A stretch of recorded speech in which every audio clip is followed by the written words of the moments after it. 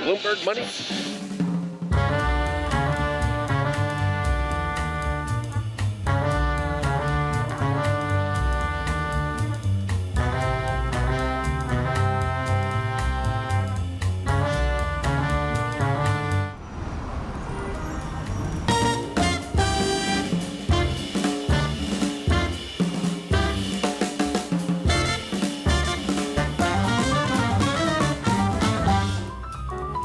Good noon, everyone. It is Friday, which means this is Bloomberg Money. We cover personal finance, retirement, and wealth management. I'm Scarlet Fu. Tom Keene is out in Jackson Hole, Wyoming, where Federal Reserve Chair Kevin Warsh delivered his first speech as the U.S. central banker. So let's head straight out to Tom out in Wyoming.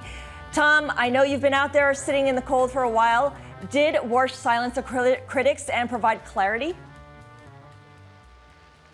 A little bit. The clear tone here is a more restrictive Fed. We'll talk to Enda Curran about that. I have to say that in terms of Bloomberg Money, this is the land of Bloomberg Money, Scarlet. It's about personal finance, retirement, wealth management. I'm the youngest person in Jackson Hole. Everybody else is 80 years old and retired, so it's perfect for Bloomberg Money this morning. Coming up, Scarlet, Kenneth Rogoff, Harvard University. All right, looking forward to that conversation. Also, later in the hour, Nela Richardson, chief economist at ADP, will be here with us to talk about Bloomberg Money's dual mandate, how we make money and how we save and spend money. So first, let's get a check on where things stand in the markets and how markets have responded to that speech from Kevin Warsh. We saw the short end of the bond market react immediately, price down, yield up 8 basis points right now. This is the tenor most sensitive to Fed policy, traders pricing in higher odds of a rate hike in September.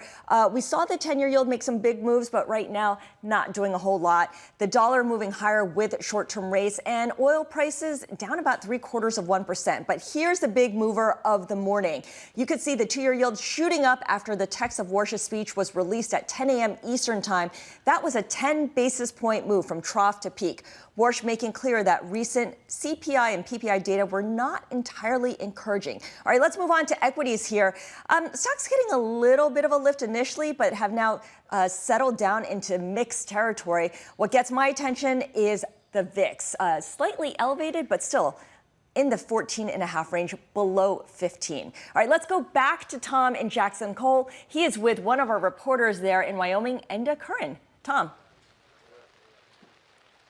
Scarlett, thanks so much. I needed that data check, Scarlett, because I spent the last 30 minutes in the Pioneer Grill just getting breakfast done the way it can only be done at Jackson Hole. There's been a lot of feedback. You see the 2-year yield move higher here, and there has been an international response. We are so fortunate at Bloomberg to have driving all of our Federal Reserve coverage, Enda Curran, who spent the pandemic holed up in Hong Kong. He knows international economics better than anyone here at Bloomberg. How did the international community, how would you guess they did or they will respond to the Warsh speech? I think the speech is being well received, Tom. It's been seen as clear on some critical points. The chairman's views on inflation, which is that he's obviously concerned. He made that clear. The chairman made clear that if they don't see prices going back to the target at speed, then they have work to do. That's code for obviously raising interest rates. And he made clear the near-term tool they have to control inflation is short-term interest rates. So it was a hawkish message. Of course, it sets it up for how he now delivers on that. Just as an aside, when New Zealand raises rates,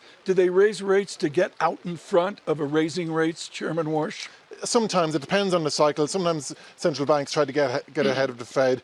You could argue this time around maybe the Fed has been accused of being behind the curve because other central banks have hiked during the past year since we've had the energy crisis, for example. But the Fed, not there yet, but certainly nudging towards that direction. You've got the cushy job here. Chris Yancey's actually working for a living with our Federal Reserve coverage, paragraph by paragraph. Which paragraph caught your attention? I think the most important one was where he said if inflation doesn't slow down quickly enough to their liking, then they have work to do. So he's making it clear. He actually mentioned some calculus, a second derivative. He did. It was a long speech. It's something of a roadmap, and I think it's probably his most clearest explanation yet of how he's seeing the economy, how he's thinking about monetary policy, how he's thinking about inflation. But again, Tom, the point is, all of that's fine. It undoes some of the fallout from his press conference in July. Right. The question now is, okay, just what are you going to do about it? How will you deliver in the months ahead? The way we built Bloomberg Economics and our Federal Reserve coverage foundationally around Rich Martin and Craig Torres and others, and now you take over the mantle as well. Do we have a clue how the presidents and governors voting and non-voting reacted to this speech? What will be the character of dissent forward?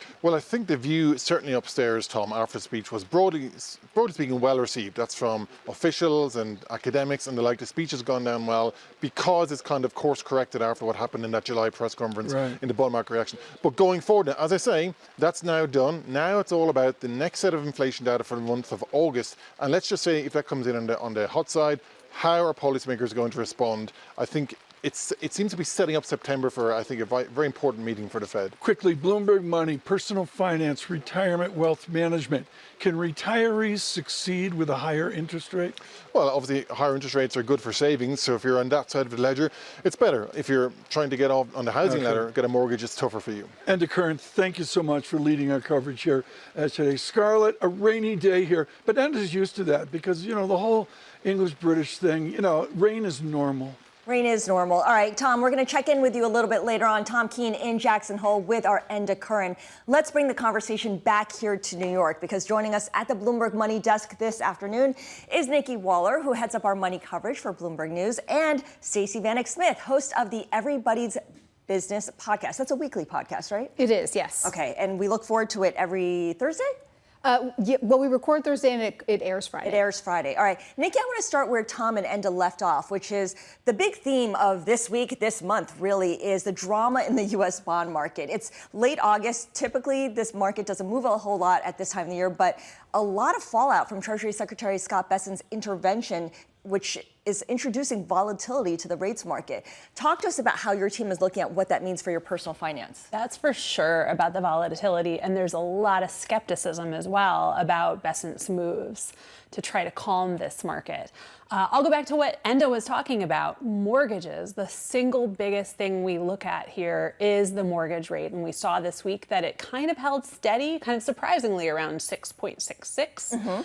Make of that what you will. But we also saw data this week showing that these mortgage rates that are now elevated over last year are really having an effect on the housing market, which has slowed to a crawl. I think July new home sales, the slowest in 6 months. Yeah, so mortgage rates staying elevated is an affordability concern. Another affordability concern, Stacey, is the fact that the trade war is back on, at least with Canada. The U.S. now slapping 50% tariffs on certain Canadian goods, Canada retaliating as well. I keep joking that my hockey sticks and maple syrup are going to get a lot more expensive as a result. They will actually probably get a lot more expensive. Yeah, the trade war really escalated, I think, in a way that nobody expected. And it will affect both sides of the border, of course. Obviously, it's going to affect Canada's economy a lot more, but for American consumers, they can expect auto parts. This is really going to hit the auto industry. Auto parts haven't been tariffed at all. Now they're threatening to bring in 50% tariffs. So it's going to be more expensive to get your car repaired, more expensive to get a car. And also, like other things that we get from Canada, lumber, which is going to hit the housing industry along with mortgages, and things like paper also expected to get a lot more expensive. I mean, this just contributes to this souring sentiment that everyone seems to feel. People say they don't feel great. They're spending money, but they're spending it in more selective ways. Nikki, how are you thinking about, or what are people telling you about how they're retiring? Tom mentioned retiring in Wyoming. Delaware seems to be a new favorite place for people to retire. Yes, move over Florida. God's waiting room has moved to Delaware. That's sort of what we've been saying among the team as we've been reporting out this story. We spotted that Delaware has seen, according to the IRS migration data, this pretty big influx of retirees. I think it's tens of thousands of retirees moving into Delaware in the last few years, which is a huge number. And it's happening at the same time that, as we've reported, costs are going up in Florida. It's becoming less of a haven for retirees. And then you have Delaware, which has some of the last affordable, for right now, beachland on the East Coast. These are really cute towns, and people are moving in. But of course, this has an effect on Delaware as well, because it's getting really congested there, and they don't necessarily have the infrastructure to support this influx of people. Yes, the number one hobby right now in Delaware is complaining about everybody who's moving to Delaware or the traffic that's caused. In seriousness, we've seen the health system is also really strained. It's hard for these retirees to get doctor's appointments, dentist appointments. We're also just seeing infrastructure being strained in a lot of ways. On the other hand, we may see an influx of younger people moving into Delaware because the retirees are creating jobs. Oh, but they have to find housing then. They have to find affordable housing, and all the retirees are buying up the best spots in Delaware. And the cycle continues. And the cycle continues. All right, speaking of infrastructure, I feel like this week we really saw break out into the open the public opposition to data centers, and it's kind of across blue states and red states. Oh, yeah. I think this is clearly becoming one of the it may be one of the few things that everybody agrees on in the country right now. Except President Trump. Except President Trump, right? We really need data centers to power this sort of future AI and our economy and all the growth that we're excited about. At the same time, people don't want them in their backyards. In Virginia, where there's the biggest concentration of data centers, they call it Data Center Alley, electricity costs have gone up by 267% in the last 5 years. And just to give you an example of how emotional things can get, there was a couple in Kentucky, a farming couple, and they were offered $26 million by a data center to buy their 1,200-acre farm. And they responded with, kick rocks and don't come back. So that was a polite no. That was a yes.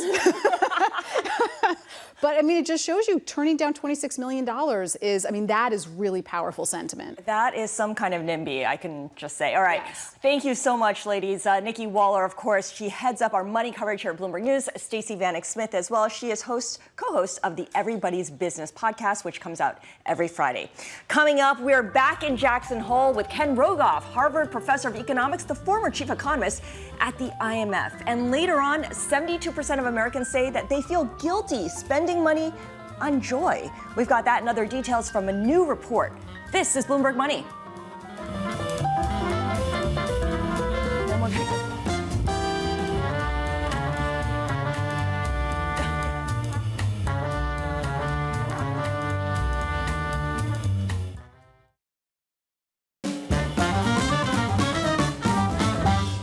Welcome back to Bloomberg Money. I'm Scarlet Fu. My partner in crime, Tom Keene, not here in New York, but in Jackson Hole, Wyoming, where he's standing by with Ken Rogoff, Harvard professor of economics and former chief economist over at the IMF. Tom, I'll hand it over to you.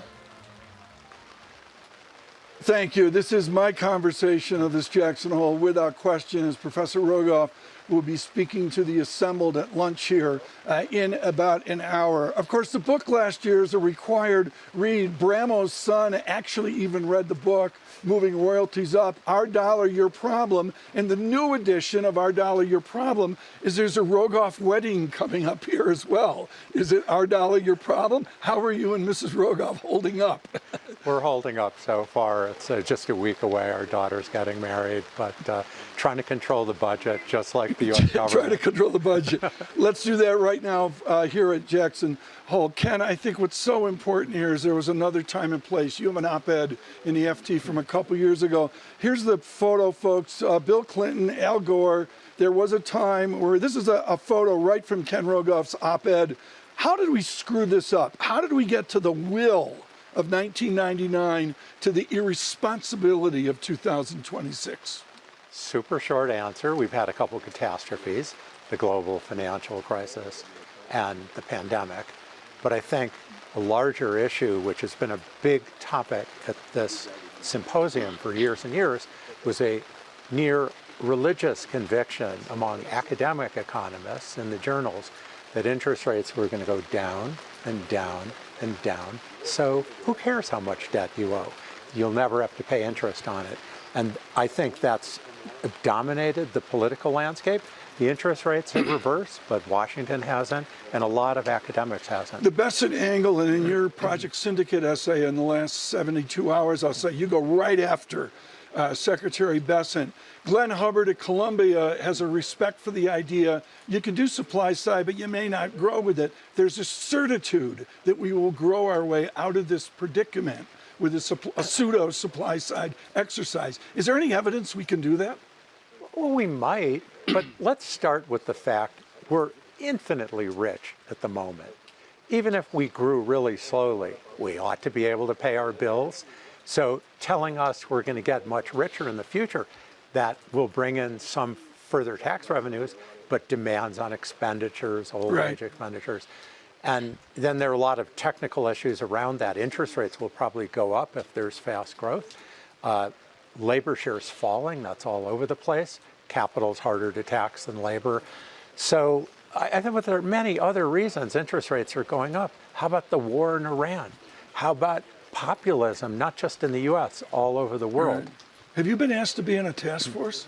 No, I wasn't. Mick, you got those short straws. No, I think the world of Kevin Warsh, but I'm just as grateful that I'm not on one of the task forces. That was so smooth, folks. Did you see how Ken Rogoff did that? Ken, let's talk seriously. We had Jack Lew on. Bloomberg Money's about retirement, Social Security, and all that. And the former Treasury Secretary said day one after the presidential election, we need a panel. We need to get something done about Social Security. You've got to be a natural selection for that panel. What's the first task to get our entitlement program straightened around? Honestly, I think it's going to be very difficult to do till we have a crisis that convinces voters something has to happen. They're not convinced. Now, some economists are finally coming around to the view that maybe it wasn't the free lunch they said it was, that maybe someday we'll get inflation, financial repression, but it's not the dominant political position. I think if you try to run in 2028 on, I'm going to fix Social Security in any more than a passing phrase. Silence in the rooms. Yeah, people's eyes glaze over. I think it's going to take, that's why my book, at the end of it, predicts, at some point, this will end in a crisis of some sort to catalyze the change, which will be painful. Ken, the rain here's killing my glasses. I'm fogging up like no tomorrow. We're going to fog up with higher yields. You've nailed the vector towards higher yields. What 10-year yield or even 30-year bond do you perceive to be that point of crisis for the American public? Well, I mean, it's the debt level, the level we're at already is difficult. The crisis comes when a shock happens and you're not resilient. The Iran war was a mini shock, really, compared to what could happen.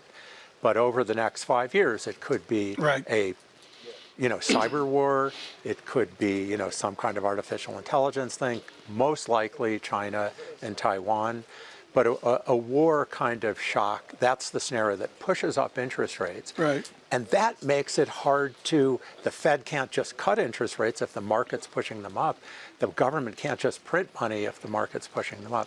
And I think in our environment, that's a big risk. The charm of this time is different, Reinhardt and Rogoff, is you conflate together responsibly public and private investment. So right now, if we conflate together 40 trillion plus private this, private that, with Wall Street's new addiction, private equity and private credit, are we doing a this time is different path right now? Well, look, I mean, of course there's going to be some kind of spectacular collapse in AI at some point, which doesn't mean you should take your money out of AI. Shiller and Greenspan famously predicted the collapse of the stock market when I was at around 4,000. Then it went to 8,000, and they were right. And then it went to 6,000. It collapsed, but timing was terrible. And I think that's difficult. But the U.S. government needs to take steps. They'll be much smaller and easier steps if you do it sooner. I don't see any signs of that happening. You and I grew up under the shadow of Barbara B. Conable. He's the one, folks, that told Nixon, here's the door, what's your hurry? There used to be a normal process here of, say, Barbara Conable, House Ways and Means. Where does Congress fit in to the crisis that you see coming? Well, at the moment they're kind of sidelined and paralyzed. Yes. But there are many people in Congress on both sides of the aisle who are aware of this. But again, it's hard to catalyze action. By the way, we're talking about the United States. We could go to the UK. We could go to France. Look what happened to Macron when he tried to raise and the French election's coming up right now. Yeah, it's going to get murdered. Right. And so it's the same thing all over the world. Jason from Cambridge emails in and says, Tom, you trashed me with Ec 10. To Ken Rogoff, the question of the afternoon here, Scarlet, is there great inflation at Harvard Economics? Well, we have a new policy coming in place to try to deal with it. But, you know, absolutely there was. I will say when I came to Harvard, I learned from complaints from the dean that I was one of the easiest graders. I didn't change a thing. And then over 20 years, I find out from some of the kids, you're the hardest grader at Harvard.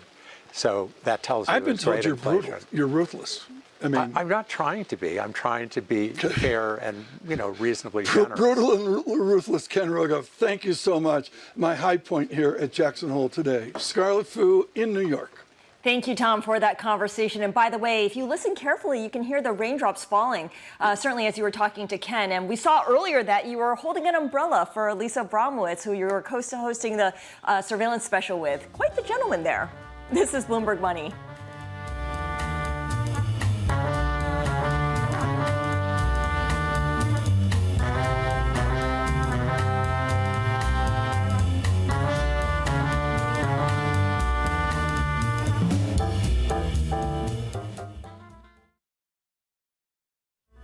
This is Bloomberg Money. Scarlet Fu here. Tom Keene is in Jackson Hole. Tom, as you wrap up your time in Jackson Hole, what are your final thoughts? My final thoughts are Ken Rogoff's not the most important person here. Neither is Chairman Warsh. The most important people here are the media. Enda Curran just on with us. The grind that Michael McKee goes through each and every day. The simple distinction here is the press's coverage of this huge public institution. It's vital that the press keep the message going in this time of distraction and tumult. All right, well, you and Lisa and Michael McKee are doing your parts. Thank you so much, Tom. We're going to check in with you when you come back to New York. Coming up, a conversation with Bloomberg contributor and ADP chief economist Nela Richardson on Bloomberg Money.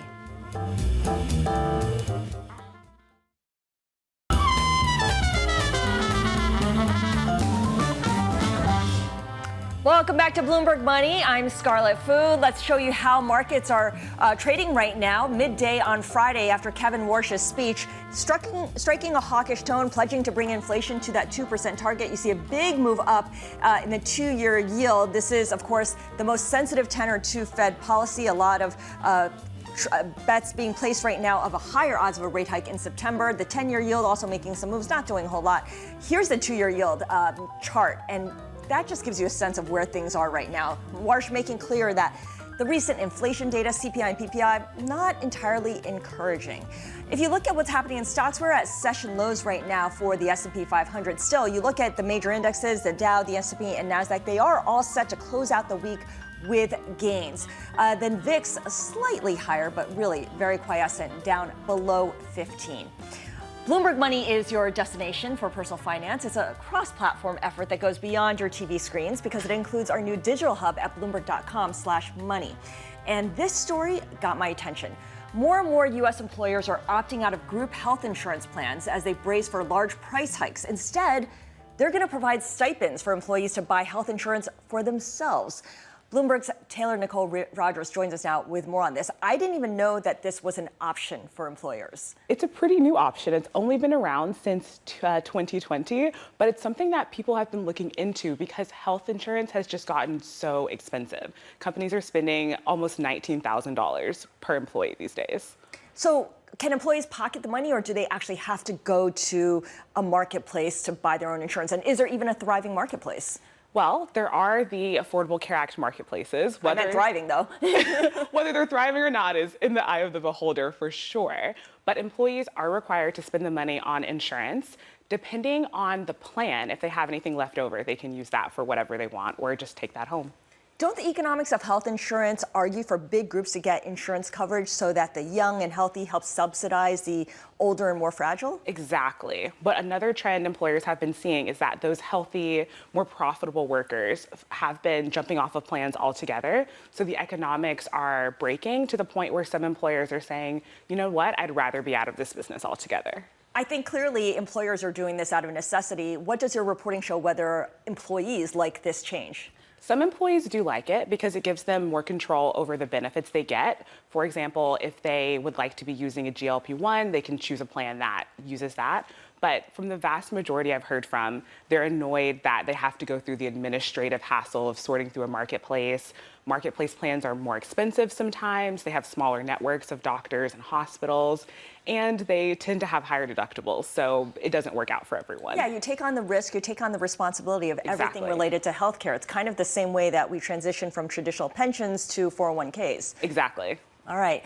Taylor Nicole Rogers, thank you so much for bringing us this story. It's a fantastic read. You should check it out on Bloomberg.com/money. Joining us now is Nela Richardson. Nela is Chief Economist and ESG Officer at ADP. She is also a contributor to Bloomberg. Great to see you here. Welcome to Bloomberg Money. It's great to be here with you, Scarlet. We know ADP is a payrolls company. That's kind of like what everyone knows it as, automatic data processing. But you do also manage workplace benefits like retirement accounts and health insurance, is that right? We do. We offer a lot of solutions for small businesses who are looking to offset health care costs. And that is where we are right now. These healthcare is climbing, and whether you shift it to the worker or you assume it as the small business, they still have to be dealt with. And a lot of people work just for benefits. It's not just about the paycheck. And so we do offer a variety of solutions for small businesses for just that reason. Yeah, a lot of people go work at Trader Joe's because they can get health insurance. When employers tell employees, go figure out your own health insurance because costs are rising too much for us, is that just exposing individual households to inflation in a more direct way? I think so. I mean, there is something about combined care and having a managed service. And I think there are solutions. ADP has a variety of them, but there are others in the marketplace that, serve as an alternative.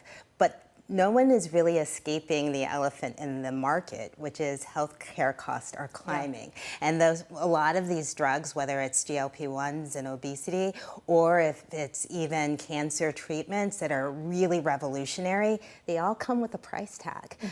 Pharmaceuticals have a 7 to 8 year span in which they can recoup cost. And that is what employers and employees are facing. To take advantage of these next level care, you really have to pay up, and that's what's really challenging in this moment.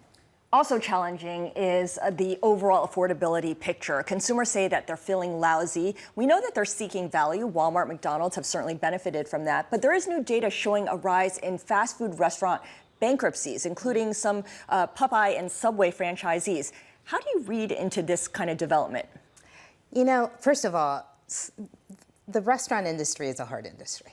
And not every restaurant, even a franchise, is an successful franchise. But when I talk to restaurant owners, it seems to be that fast casual segment that's doing better. But one of the things that surprised me when I talked to these real restaurant conglomerates at the fast food level is that they're really concerned about affordable housing.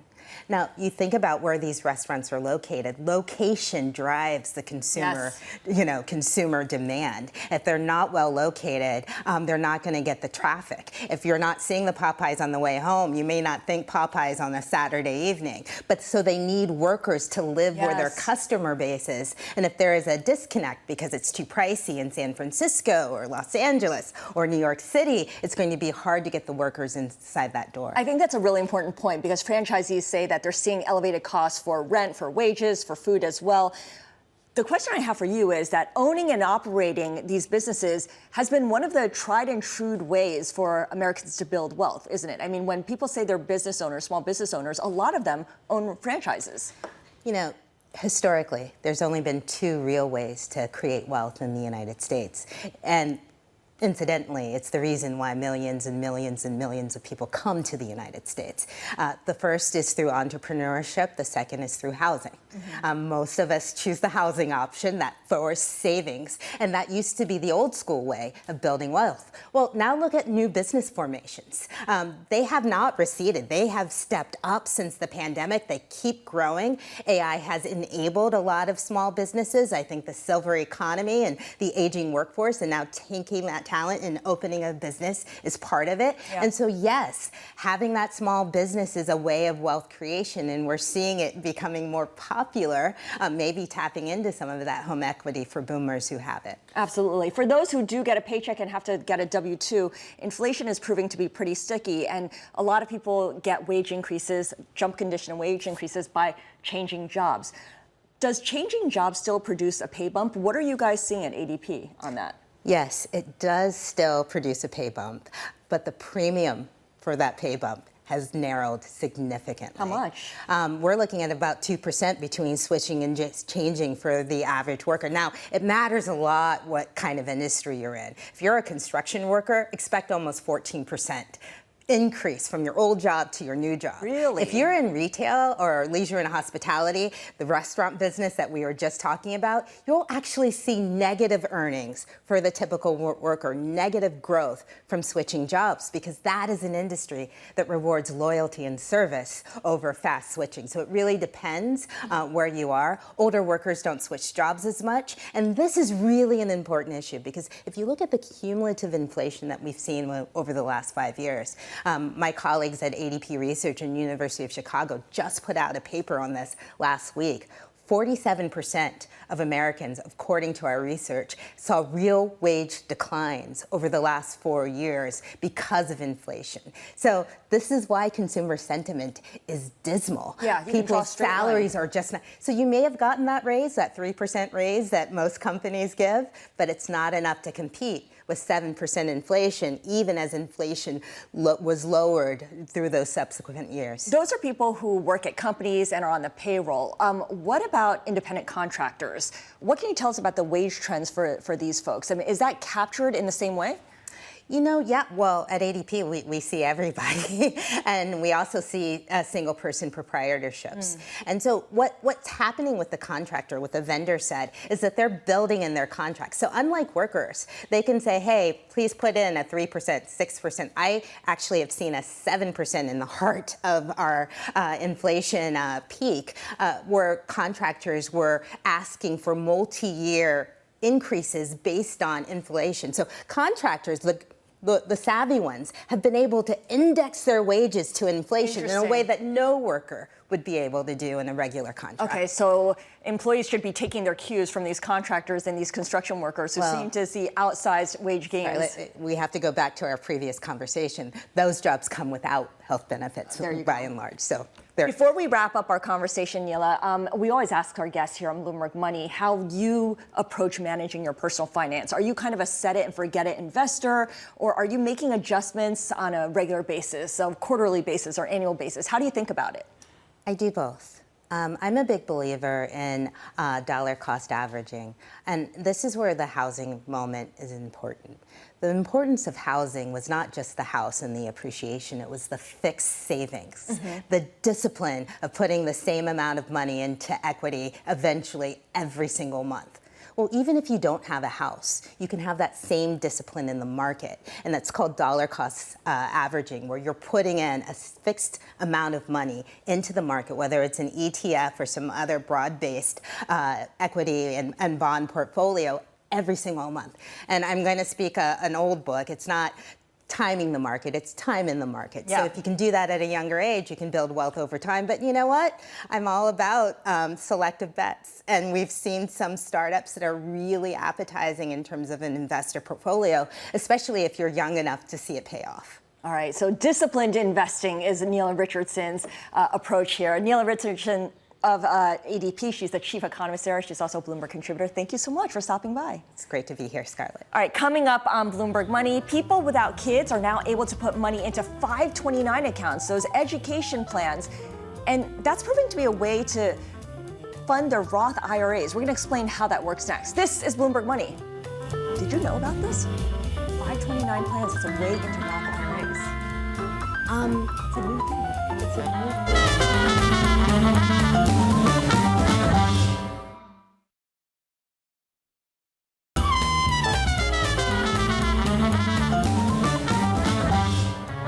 All right, another story that caught my eye this week comes from Bloomberg's Sarah Foster. Her article covers how after Congress tweaked the rules covering 529 plans in 2022, people without kids are now able to put money into those accounts after hitting the annual limits for contributing to their retirement plans. So in a way, they treat the 529 as a backdoor for funding a Roth IRA. Sarah joins us along with Bloomberg's Zijia. So Sarah, let's just back up a little bit. 529 accounts are for you to put money away for your child or unborn child's college savings, or maybe even their high school savings if they're going to, go to a private school. But if you were an avid saver, you could use it for something else as well. Yeah, I think what's really interesting about the 529 is kind of this misconception that it's actually for your children. Actually, anybody can have their own 529 I can open one account. right now. You can open up one for yourself. You can open up one for your children as well. Open one up for a niece or a nephew. And I think a lot of people are really discovering here that since Congress tweaked the rules, there's a new way that they can kind of use it as like a wealth building strategy. So we spoke with people who are either opening these 529 accounts before they have children or before they even know they want them because they're using it as a way to maybe kind of put extra funds into a Roth IRA if they go unused. What are the limitations to using a 529 account to fund retirement? It's a very complicated process, and a lot of the financial advisors that we spoke with say that it should probably kind of come in at the end, after you've maxed out these other accounts. But you have to have the funds in your 529 plan for 5 years.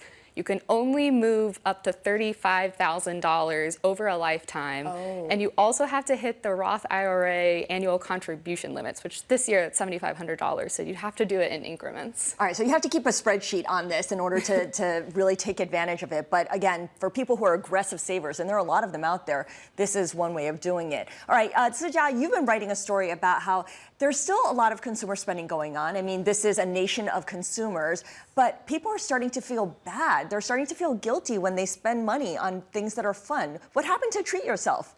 So in the new research by Ally Bank actually shows that 72% of Americans feel guilty about spending money on joy, things that bring them happiness, even when they can afford it.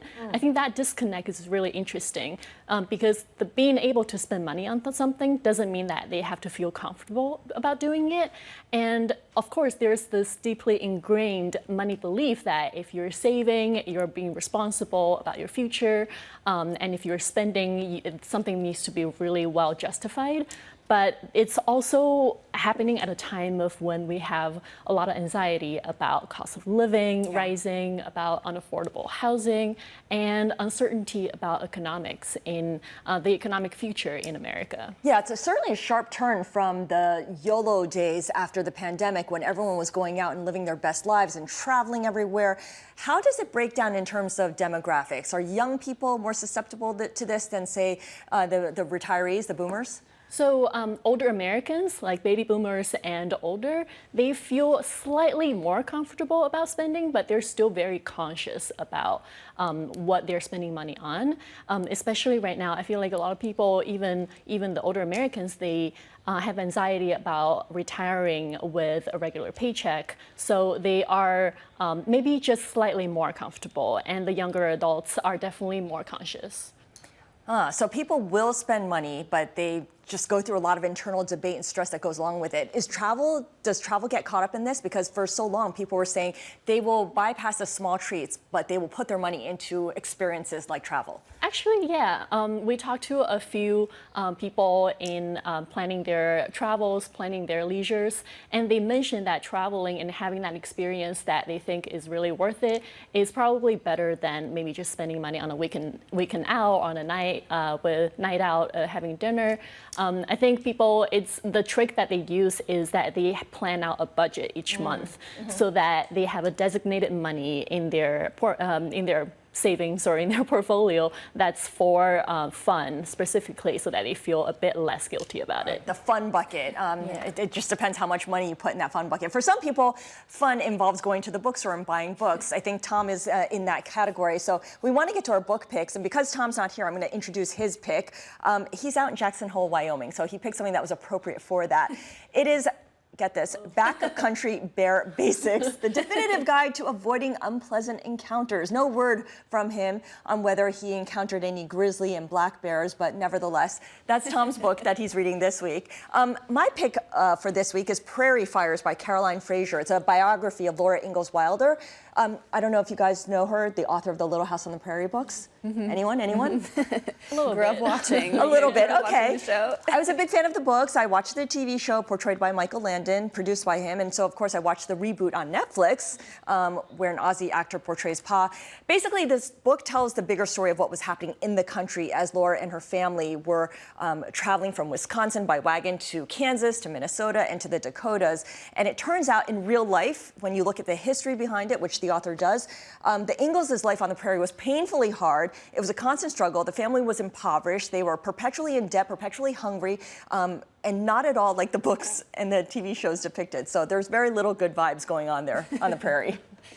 What was your book? I promised I would bring a summer-themed book, Okay. and this is going to be a little bit hard to make the connection, but I will explain. It's Fixed, Why Personal Finance is Broken and How to Fix It. This is what you're reading in the summer, Sarah. It's really, you know, I always feel kind of internal guilt because I take a lot of vacations in the summer, and I always use points and miles to pay for them. I haven't paid for a vacation in 4 years just because of my own spending. I got to see your spreadsheet credit on cards. this.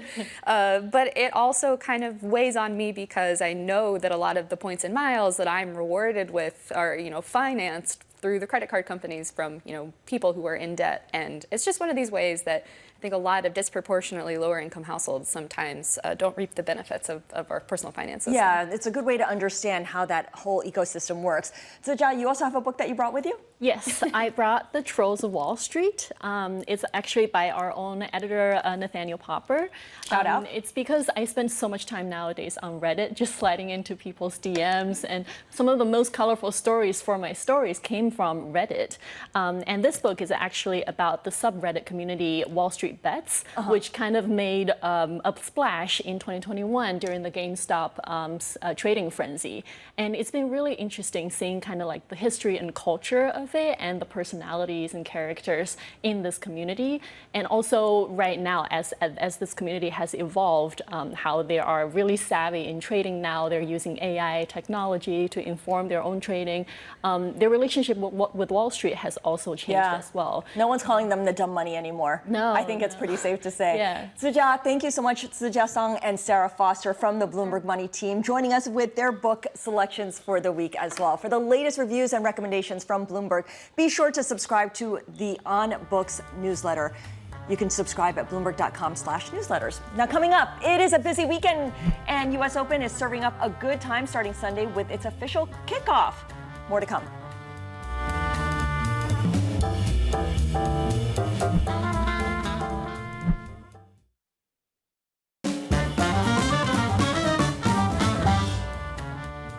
Welcome back to Bloomberg Money. I'm Scarlet Fu. We're going to look ahead now to what you can spend your money on for the weekend. And joining us right now is Bloomberg This Weekend's Christina Ruffini. She works all weekend. Before we get to any of what's happening, you're going to show us what you spend your money on, because that's what this show's about. Right. Your producing team was like, what do you spend money on? I was like, I am so cheap. I spend money on nothing. And then I was like, wait, this is not true. I have an extremely ridiculously expensive pair of cowboy boots. So I told them I actually put pants on because I had a skirt on and we thought that would get us all fired. But here are my Fry boots.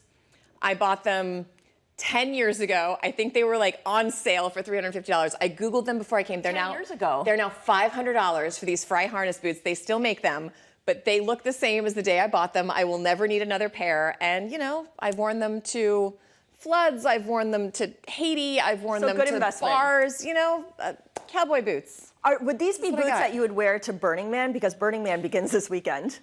Okay. I personally cannot think of something I would less rather do than go to but the boots feel appropriate to that. I think I could. Here, I'll put them up here like this. Okay. I think I could burn in these boots. I mean, have you been a Burning Man? No, I'm not a burner, which I just learned was a term.